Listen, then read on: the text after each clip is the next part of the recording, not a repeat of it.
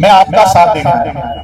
मैंने एसपी से बात कर ली है और यही करते हैं कि एसपी साहब इसमें कोई राजनीति नहीं थी। इस आदमी को यहाँ से हटाया जाए, निष्कासित किया जाए और वो आदमी बेगैरत है, बेकाबू। अगर इन लोगों ने ठान लिया, इन बहनों ने ठान लिया, वो साहब जिनके कान में महल की परत बहुत ज्यादा गहरी जम चुकी है अहंकार के, उनको इतना ही कहूंगा कि उसको समय रहते साफ कर लें। नौजवानों ने अपने कंधे पर ये जिम्मा ले लिया तो फिर तेरी कुर्सी तो बहुत छोटी कुर्सी है, बहुत बड़ी बड़ी कुर्सियों को उखाड़ फेंकने का काम ये नौजवान कर सकते हैं। यहाँ पर कोई बड़े बोल नहीं बोलना चाहता, मगर उस आदमी को इतनी बात कहूंगा कि हमने अच्छे अच्छे को ठीक किया हुआ।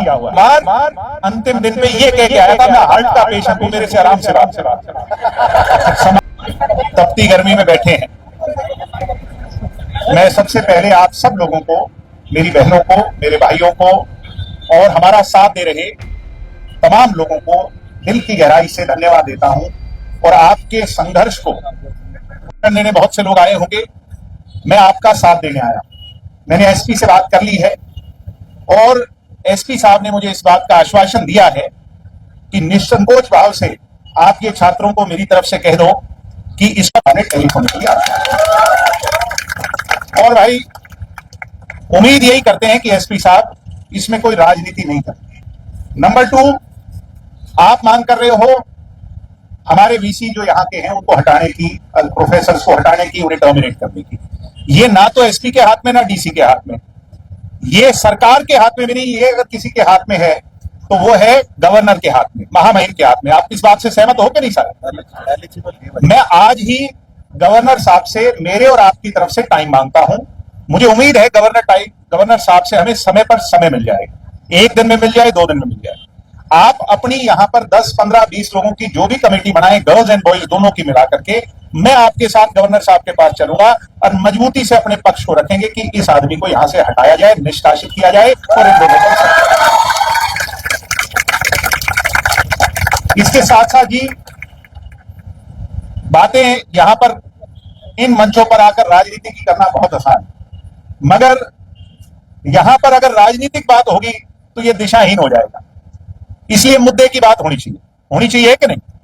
मुद्दे की बात यह है कि जो आदमी कुर्सी पर बैठा है वो आदमी बेगैरत है और बेकाबू है। इन लोगों को इतिहास से जरूर सीखना चाहिए। इतिहास इस बात का गवाह है और वो कहते हैं प्रत्यक्ष को प्रमाण की आवश्यकता नहीं होती।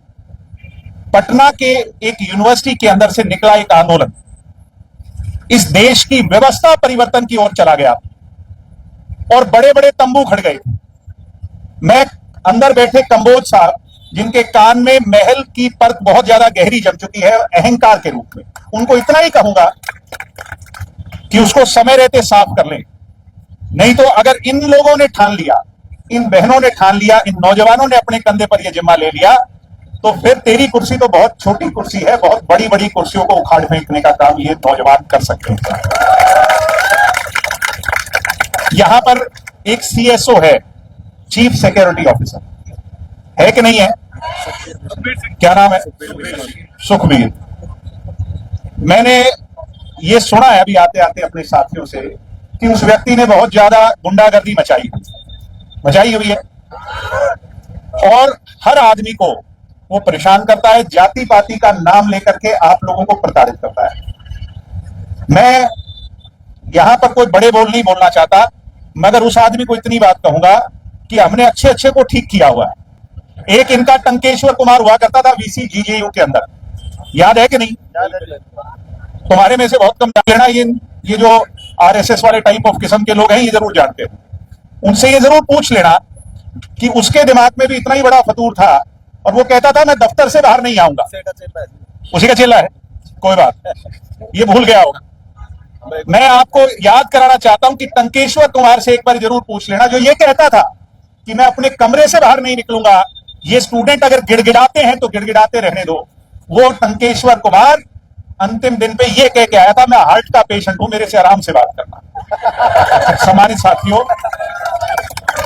एक इनका बड़ा अहंकारी यहां पर जीजेयू का वीसी है, सीडीएलयू के अंदर लगा हुआ। मेरी 2 बहनें, गरीब घर की बेटियां, आम घर की बेटियां, उनको हटा दिया और जाति पाति अपने रिश्तेदारों को उनकी जगह नौकरी पर एडजस्ट कर दिया।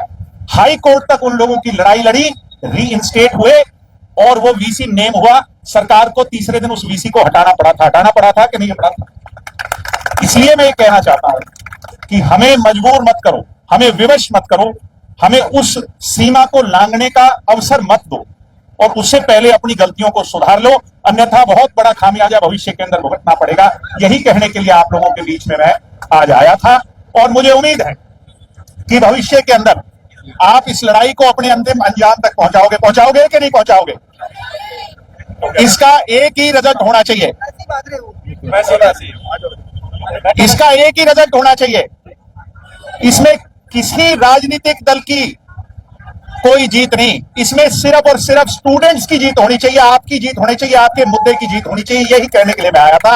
आप सबका यहां पहुंचने पर मेरे साथ एक दो बारी नारा लगाओ, दोनों हाथ उठा के, छात्र एकता जिंदाबाद, छात्र एकता जिंदाबाद, आवाज दो।